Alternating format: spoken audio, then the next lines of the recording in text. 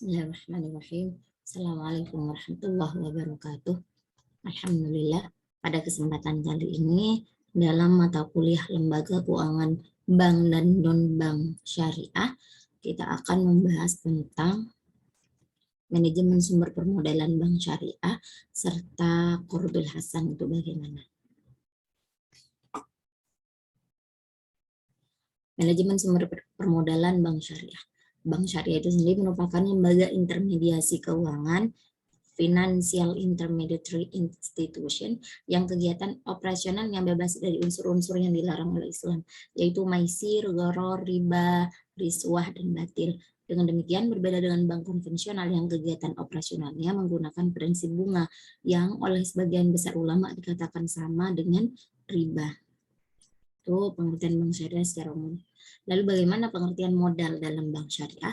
Modal adalah dana yang diserahkan oleh para pemilik pada akhir tahun buku setelah dihitung keuntungannya yang didapat pada tahun tersebut. Pemilik modal akan memperoleh bagian dari hasil usaha yang biasa dikenal dengan dividen. Pembagian hasil usaha namanya dividen. Dana modal dapat digunakan untuk pembelian gedung, tanah, perlengkapan, dan sebagainya yang secara langsung tidak menghasilkan.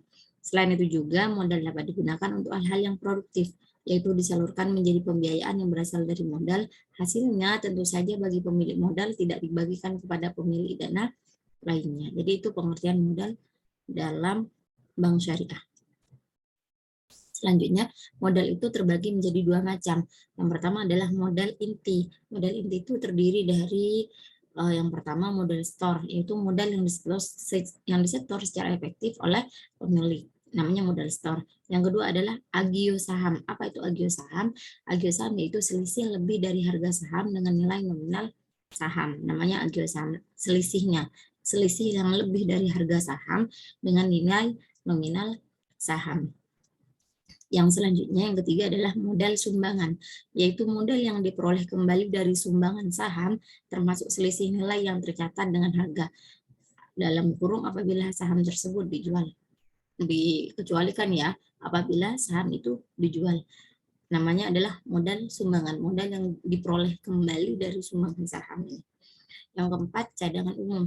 Apa itu cadangan umum? Yaitu cadangan yang dibentuk dari penyisihan laba yang ditahan dengan persetujuan RUPS. Yang kelima, cadangan tujuan, yaitu bagian laba setelah pajak yang disisihkan untuk tujuan tertentu atas persetujuan RUPS. Yang selanjutnya, laba ditahan. Apa itu laba ditahan? Yaitu saldo laba bersih setelah pajak yang oleh RUPS diputuskan untuk tidak diobligasikan atau tidak dibagikan. Yang selanjutnya, laba tahun lalu, yaitu laba bersih tahun lalu setelah pajak. Namanya laba tahun lalu, artinya adalah laba bersih tahun lalu setelah pajak, setelah dikurangi pajak yang belum ditetapkan penggunanya oleh RUPS. Jumlah laba tahun lalu hanya diperhitungkan sebesar 50% sebagai modal inti. Bila tahun lalu rugi, harus dikurangkan terhadap modal inti. Yang terakhir adalah laba tahun berjalan, yaitu laba sebelum pajak yang diperoleh dalam tahun berjalan. Laba sebelum dikurangi pajak yang diperoleh dalam tahun berjalan, namanya laba tahun berjalan. Yang kedua adalah modal pelengkap. Tadi modal inti, yang kedua adalah modal pelengkap. Modal pelengkap terdiri atas cadangan-cadangan yang dibentuk bukan dari laba setelah pajak, serta pinjaman yang sifatnya dipersamakan dengan modal. Secara rinci, modal pelengkap ini berupa cadangan revaluasi aktiva tetap, cadangan penghapusan aktiva yang diklasifikasikan, yang terakhir adalah modal pinjaman. Modal pelengkap ini hanya dapat diperhitungkan sebagai modal setinggi-tingginya 100% dari jumlah modal inti, khusus menyangkut modal pinjaman dan pinjaman subordinasi, bank syariah tidak dapat mengkategorikannya sebagai modal. Lalu apa fungsi modal bank syariah itu sendiri? Bank sebagai unit bisnis tidak bisa lepas dari yang namanya modal, sebab beroperasi tidaknya bank atau dipercaya atau tidaknya bank merupakan salah satu hal yang mempengaruhi terhadap pelaksanaan bank itu sendiri. Menurut Jansen, sebagaimana yang dikutip oleh Muhammad, bahwa modal bank itu mempunyai 3 fungsi. Jadi bisnis, bank itu kan sebagai unit bisnis yang tidak bisa lepas dari yang namanya modal. Karena kalau tidak ada modal, maka bank itu tidak beroperasi. Yang pertama, apa fungsinya? Sebagai penyangga untuk menyerap kerugian operasional dan kerugian lainnya. Dalam fungsi ini, modal memberikan perlindungan terhadap kegagalan atau kerugian bank dan perlindungan terhadap kepentingan para deposan. Yang kedua, sebagai dasar untuk menetapkan batas maksimum pemberian kredit. Jadi sebagai dasar terhadap penetapan batas maksimum pemberian kredit. Hal ini adalah merupakan pertimbangan operasional bagi bank sentral sebagai regulator. Jadi bank sentral adalah Bank Indonesia untuk membatasi jumlah pemberian kredit kepada setiap individu nasabah bank. Yang terakhir adalah modal juga menjadi dasar perhitungan bagi para partisipan pasar untuk mengevaluasi tingkat kemampuan bank secara relatif untuk menghasilkan keuntungan. Lalu dari mana sumber-sumber permodalan bank itu? Sumber dana yang terlihat pada sisi pasifan neraca atau yang disebut pula dengan manajemen pasifa, liability management adalah suatu proses di mana bank berusaha mengembangkan sumber-sumber dana yang tradisional melaju pinjaman di pasar uang atau dengan menerbitkan instrumen utang untuk digunakan secara menguntungkan, terutama untuk memenuhi alokasi yang produktif.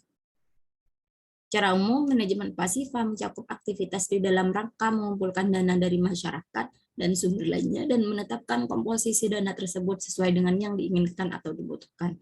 Dalam arti yang sempit, manajemen pasifa diartikan dengan kebutuhan likuiditas.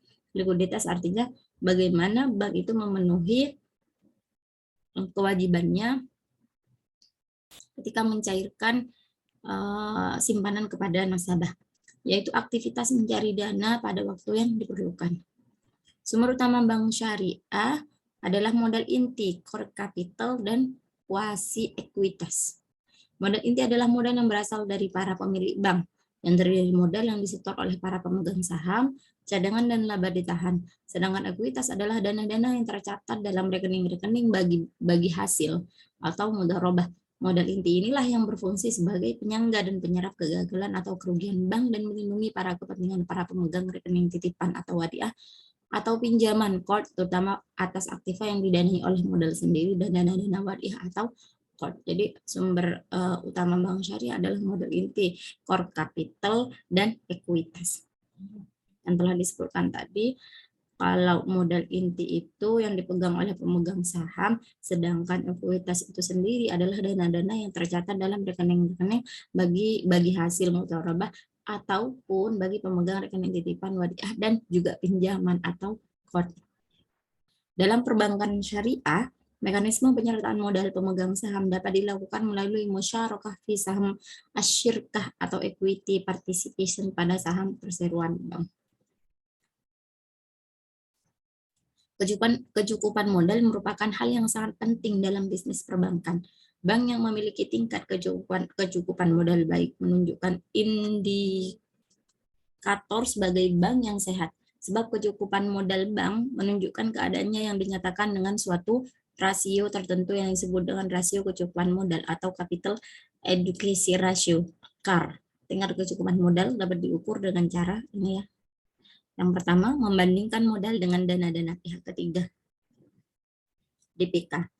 Dilihat dari sudut perlindungan kepentingan para deposan, perbandingan antara modal dengan pos-pos pasifa merupakan petunjuk tentang tingkat keamanan simpanan masyarakat pada bank. Perhitungannya merupakan rasio modal dikaitkan dengan simpanan pihak ketiga. Simpanan pihak ketiga itu ada giro, deposito, dan tabungan. Sebagai berikut, modal dan cadangan itu sama dengan 10% giro plus deposito plus tabungan. Jadi ini adalah rumus. Modal dan cadangan sama dengan 10% plus deposito plus tabungan. Yang kedua, membandingkan modal dengan aktiva berisiko. Untuk ukuran kedua ini merupakan kesepakatan BIS, Bank for International Settlements, yaitu organisasi bank sentral dari negara-negara maju yang disponsori oleh Amerika Serikat, Kanada, negara-negara Eropa, dan Jepang. Kesepakatan tentang ketentuan permodalan dicapai pada tahun 98 dengan menetapkan CAR, yaitu rasio minimum yang mendasarkan kepada perbandingan antara modal dengan aktiva berisiko. Kesepakatan ini pula dilatar belakangi oleh hasil pengamatan para ahli perbankan negara-negara maju, termasuk pakar IMF dan World Bank, tentang adanya ketimpangan struktur dan sistem perbankan internasional. Lalu peminjam itu juga wajib atau harus mengembalikan harta pinjaman tersebut sesuai dengan jumlah harta yang dipinjamnya ketika peminjam sudah mampu untuk membayarnya. Ini yang dinamakan dengan qardul hasan. Peminjam itu wajib atau harus mengembalikan harta pinjaman tersebut sesuai dengan jumlah harta yang dipinjamnya ketika peminjam sudah mampu untuk membayarnya. Akad qard ini di Indonesia sendiri telah diatur pada Peraturan Bank Indonesia atau PBI nomor 746 PBI 2015 tentang qard, diartikan sebagai pinjam meminjam dana tanpa imbalan dengan kewajiban pihak peminjam mengembalikan pokok pinjaman secara sekaligus atau cicilan dalam waktu tertentu. Jadi tidak ada bunga kalau qard itu pinjaman 1 juta tetap pengembaliannya 1 juta, baik itu dikembalikan secara sekaligus maupun dikembalikan secara cicilan atau bertahap. Menurut kompilasi hukum ekonomi syariah KHS, qard adalah penyediaan dana atau tagihan antar lembaga keuangan syariah dengan pihak peminjam yang mewajibkan pihak peminjam untuk melakukan pembayaran secara tunai atau cicilan dalam jangka waktu tertentu. Jadi ini menurut KHS. Menurut Fatwa DSN nomor 19 DSN MUI 4 2001, Al-Qard adalah pinjaman yang diberikan kepada nasabah muktarid ya, nasabah qard itu namanya, yang memerlukan. Nasabah Al-Qard ini wajib mengembalikan jumlah pokok yang diterima pada waktu yang telah disepakati bersama. Al-Qard ini pada hakikatnya adalah bentuk pertolongan dan kasih sayang bagi yang meminjam, bukan suatu sarana untuk mencari keuntungan bagi yang meminjamkan. Di dalamnya tidak ada imbalan dan kelebihan pengembalian. Jadi perlu diketahui bahwasanya akad qard itu tidak ada kelebihan dari pinjaman pokok yang dipinjam. Lalu apa rukun dan syarat akad qard ini? Rukun qard itu menurut ulama Hanafi adalah ijab dan qabul. Sementara menurut jumhur ulama, rukun qard ada 3, yaitu 2 orang yang berakad yang terdiri dari mukrid yang memberikan utang itu namanya mukrid, dan muktarid orang yang berutang. Yang kedua adalah qard barang atau objek yang dipinjamkan. Ada mukrid, ada muktarid, ada qardnya, lalu ada sigat ijab dan qabul. Demikian, syarat syahnya diperbolehkan untuk melakukan qard memang harus ada keseluruhan rukun tersebut. Jika salah satunya tidak ada, maka peminjaman tersebut dinyatakan tidak sah secara hukum Islam. Ijab dan qabul dalam qard sama seperti ijab qabul dalam jual beli.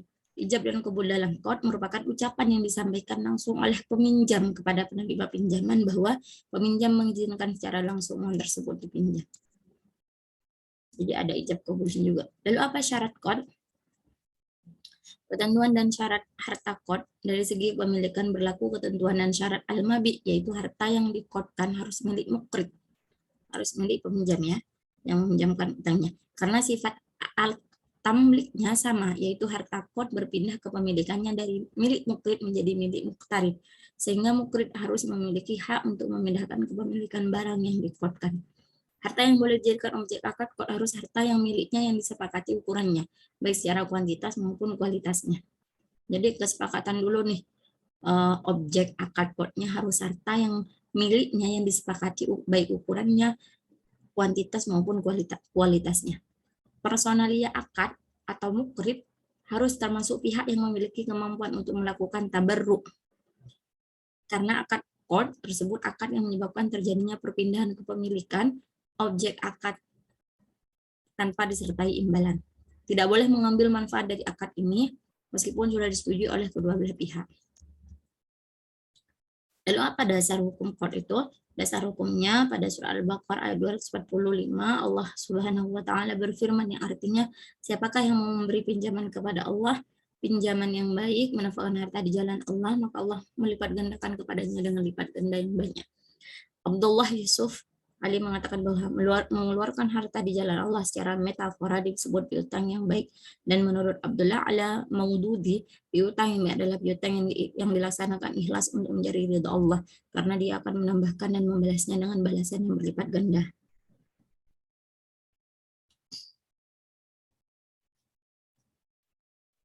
Ibnu Majah meriwayatkan hadis yang bersumber dari Ibnu Mas'ud radhiyallahu anhu dari Nabi sallallahu alaihi wasallam, beliau bersabda, tidaklah seorang muslim yang lain dua kali melainkan pinjaman itu berkedudukan seperti sedekah satu kali.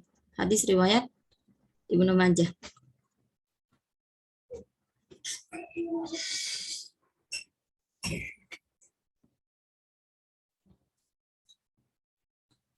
Dalil ijma bahwa semua kaum muslimin telah sepakat dibolehkan utang piutang karena qard memiliki kebaikan bagi kedua belah pihak untuk saling tolong-menolong.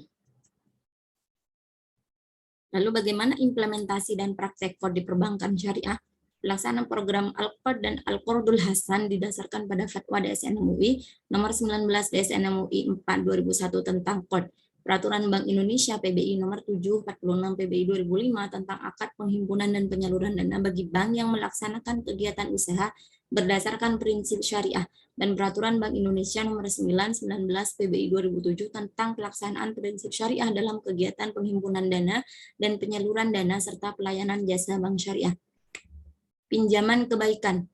Al-Qard digunakan untuk membantu keuangan nasabah secara cepat dan berjangka pendek. Produk ini digunakan untuk membantu usaha kecil dan keperluan sosial. Dana ini diperoleh dari dana zakat, infak, dan sedekah. Ketentuan mengenai Qardul Hasan telah diatur dalam Fatwa DSN nomor 19 DSN MUI 9/2000. Jadi itu implementasi produk sosial didasarkan pada Fatwa MUI nomor 19 DSN MUI 4 2001 tentang qard yang dananya bersumber dari bagian modal dan keuntungan yang disisihkan dari lembaga keuangan syariah atau LKS, serta lembaga lain atau individu yang mempercayakan penyaluran infaknya lewat LKS. Pada tahun 2011, MUI kembali mengeluarkan Fatwa Qard dengan nomor 79 DSN MUI 3 2011 yang sumber dananya berasal dari nasabah. Jika dibandingkan dengan Fatwa MUI tahun 2001, Fatwa MUI 2011 ini dimungkinkan dapat menimbulkan kemudorotan yang lebih besar apabila terjadi hutang qard yang tidak tertagih karena sumber dananya dari nasabah. Dalam melaksanakan fungsinya, bank syariah melaksanakan transaksi yang sifatnya tolong-menolong, yaitu pinjaman qard atau Qardul Hasan, yaitu pinjaman uang cuma-cuma. Sesuai karakteristik ekonomi syariah, uang bukan komoditi sehingga tidak diperkenalkan uang menghasilkan atau bertambah uang. Pinjaman dengan akad ini dilakukan oleh bank syariah dalam transaksi yang bersifat tolong-menolong. Penyaluran zakat nasional atau Basnas bisa juga untuk talangan haji, talangan cerukan atau overdraft dari rekening wadiah, transaksi rohan, awal, dan sejenisnya. Jadi murni kalau sifat kalau akad qard itu murni adalah tolong menolong. Wa ta'awunu 'alal birri wat taqwa. Wa ta'awunu 'alal itsmi wal 'udwan. Akad qard biasanya diaplikasikan di perbankan syariah seperti yang pertama, penyaluran zakat yang bersifat produktif, dana bergulir yang diperuntukkan sesuai syariat, yaitu diberikan kepada 8 asnaf. Biasanya penyaluran zakat ini merupakan produk kerjasama antara Basnas dengan bank syariah. Basnas sebagai lembaga penghimpun dana dan penyalurannya melewati model transaksi bank. Yang kedua, pembiayaan pengurusan haji berdasarkan Fatwa DSN MUI 29 DSN MUI 6 2002 tentang pembiayaan pengurusan haji lembaga keuangan syariah. Jadi diaplikasikan dalam perbankan syariah. Yang pertama berupa penyaluran zakat yang bersifat produktif atau dana bergulir. Yang kedua adalah pembiayaan pengurusan haji. Yang ketiga anjak piutang yang berlandaskan pada Fatwa DSN nomor 67 DSN MUI 3 2008 tentang anjak piutang syariah.